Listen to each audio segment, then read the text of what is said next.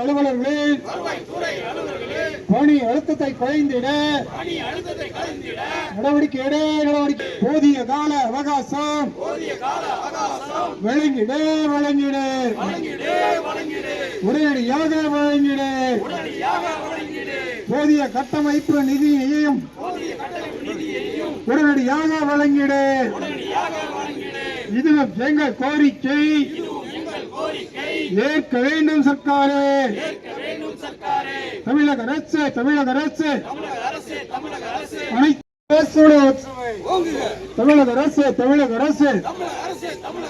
நிறைவேற்று வருவாய்த்துறை அலுவலர் சங்கத்தில் இந்த நாளைய கோரிக்கைகளை நியாயமான கோரிக்கைகளை பேச்சுவார்த்தை மூலம் நிறைவேற்று. தமிழக அரசு வருவாய்த்துறை தமிழ்நாடு வருவாய்த்துறை அலுவலர் சங்கத்தினுடைய மாநிலத்தினுடைய ஒருமித்த கருத்தின் அடிப்படையிலே மாநில தலைவருடைய ஆணையின்படியிலே தமிழகம் முழுக்க 13/2/2025 அன்றே இந்த போராட்டம் தொடங்கப்பட்டது. ஒர்க் டு ரூல் 10 மணிக்கு வேலைக்கு வந்து 5:45 மணிக்கு வேலையை முடித்து செல்ல வேண்டும் என்ற முதல்கட்ட போராட்டத்தை இருக்கிறோம். ஏனென்றால் தமிழ்நாடு வருவாய்த்துறை அலுவலர்கள் ஒட்டுமொத்தமாக எந்த நேரத்திலும் 5:45 மணிக்கு சென்றதாக கிடையவே கிடையாது, சரித்திரமே இல்லை.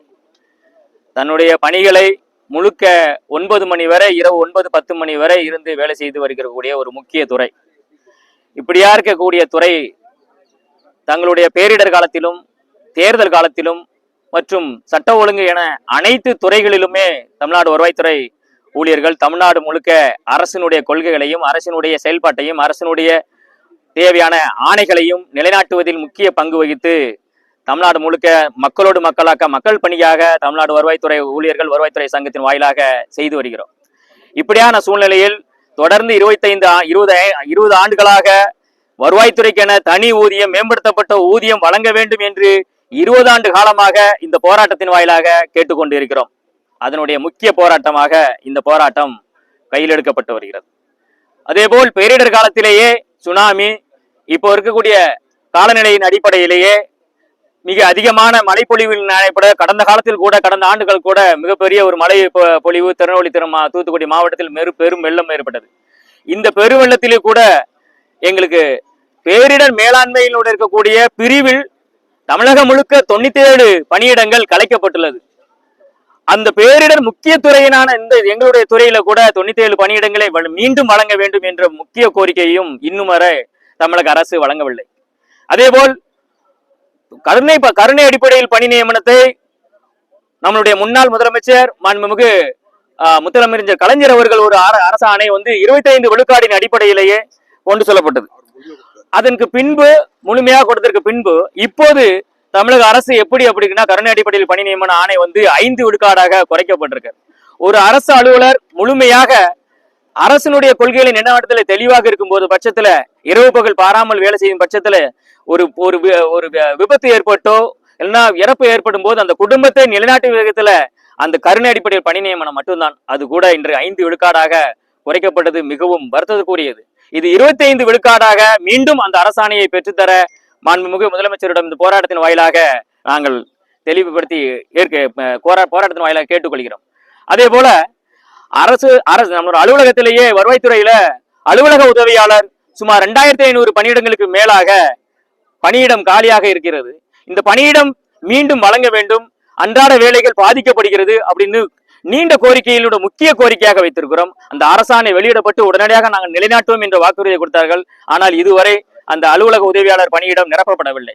அதே போல இபிஎம்எஸ் அப்படிங்கிற ஒரு திட்டத்தை கொண்டு வந்து எஸ்ஆர் பணிப்பதிவேடுகள் முழுக்க வருவாய்த்துறை அலுவலர்களுடைய பணிப்பதிவேடுகளை சீர்படுத்த வேண்டும், தெளிவுபடுத்த வேண்டும் என்ற ஒரு திட்டத்தை அந்த சாப்ட்வேரை தெளிவாக எடிட் ஆப்ஷனல் இல்லாத ஒரு சாப்ட்வேரை கொண்டு வந்து வெளியிட்டு எங்களுடைய ஏற்கனவே மிகப்பெரிய பழு சுமையில இருந்துகிட்டு இருக்க நேரத்துல உடனடியாக 1 மாதத்திற்குள்ள நீங்க இதை முடிவு செய்துங்கன்னு ஒரு பெரிய பணி சுமையை எங்களுக்கு மிகப்பெரிய பணி சுமையை தலையில வச்சு அழுத்தி கொடுத்துக்கிட்டே இருக்கிறாங்க.